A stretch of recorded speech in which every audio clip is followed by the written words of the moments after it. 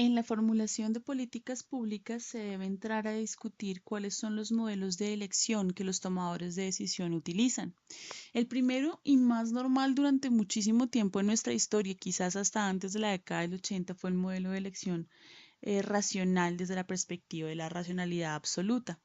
Este modelo supone que el tomador de decisiones conoce la totalidad de los factores existentes en el proceso que está desarrollando, es decir, tiene la capacidad de encontrar y de aprovechar toda la información disponible en el mundo frente a una temática particular. La orientación de este tipo de modelo se basa en un esquema de acción de 5 etapas que primero se da en la posición racional que tiene el decisor frente a un problema. Esto implica que cualquier abordaje de política pública que se realice por parte de una persona va a tener un enfoque y ese enfoque va a estar remitido a las características de pensamiento o de orientación ideológica que tenga un determinado tomador de decisiones.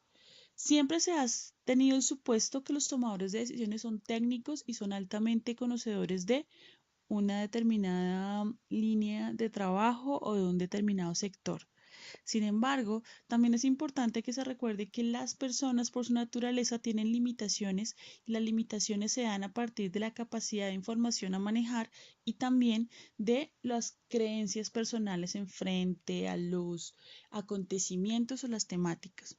El segundo punto plantea la importancia de identificar los valores y objetivos a aplicar frente al problema. ¿Qué y por qué queremos solucionar ese problema? Sería el eje de esta etapa. La tercera es la búsqueda y análisis de alternativas de solución infinitas. Eso quiere decir que a un problema pueden existir N alternativas de solución, las cuales todas pueden ser conocidas por el tomador de decisiones. Además, en la cuarta etapa se da el proceso de aplicación de criterios técnicos y objetivos que finalmente son esos requerimientos que van a permitir hacer una evaluación de las alternativas posibles. Y el quinto punto es la elección de la mejor solución según un análisis racional. Este modelo, como ustedes pudieron escuchar, tiene muchos puntos discutibles, especialmente la racionalidad del que toma la decisión y la capacidad real que tiene para aprovechar los diferentes elementos y factores en términos de información. Por tanto, se crea un modelo que es la crítica a esta racionalidad, que es el modelo de racionalidad limitada. Sigue presupuestando la importancia de tener un proceso de elección, digamos que con niveles de racionalidad basado en información y basado en elección concreta a partir de información, pero es consciente que el tomador de decisiones no posee toda la información, pero sí piensa que la que posee la tiene clara y aparte de tenerla clara es objetivo. Tiene entonces 4 etapas importantes para poder dar lugar a una toma de decisión. La primera es el análisis del problema, que sería de preferencias, y del contexto, que son obligaciones, todas frente al Estado con la sociedad, desde una perspectiva teórica específica. Eso quiere decir que no necesariamente este decisor debe conocer todas las teorías, todas las doctrinas, sino que puede enfocarse en una línea específica de acción. Aparte, es consciente la segunda etapa de la búsqueda limitada de alternativas desde la capacidad real de acceso a la información.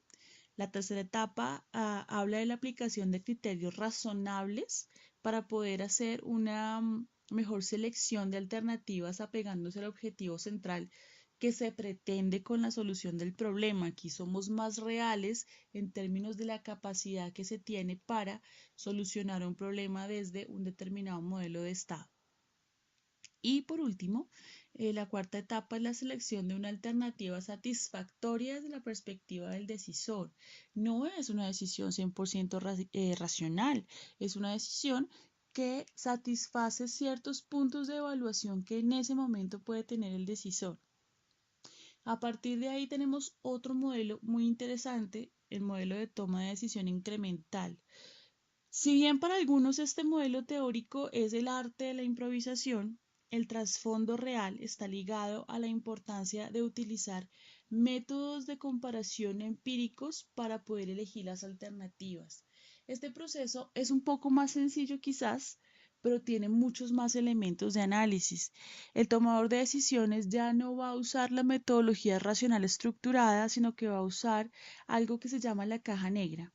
Esta caja negra lo que permite es finalmente hacer un proceso de análisis de alternativas donde se hace una acción de comparación de lo implementado en contextos similares con procesos muy parecidos en cuanto a problemática. La idea es de todas las experiencias que se puedan encontrar, abstraer cuáles son los puntos que pueden aplicar a la propia y a partir de ellos generar estrategias y alternativas más pertinentes. Aquí no se está hablando de la teoría del copia y pegue, que quizás lo que funciona en Noruega funciona en Colombia. No, lo que se busca es analizar a fondo otras políticas y hacer todo un proceso de abstracción y un proceso de obtención en el cual los elementos que son adaptables y que son aplicables puedan ser traídos a la realidad nacional.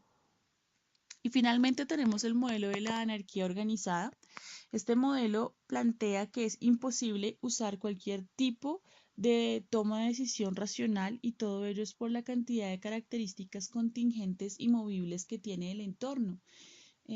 Se fundamenta básicamente en la posibilidad de la constante alteración o cambio de la percepción de los actores sociales y políticos, incluido el tomador de decisión, frente a un problema, cualquiera que sea, y las pocas estructuras fijas reales que puede tener un proceso de toma de decisión. Por ejemplo, hoy ustedes deben hacer una política pública para la disminución de la indigencia en Bogotá.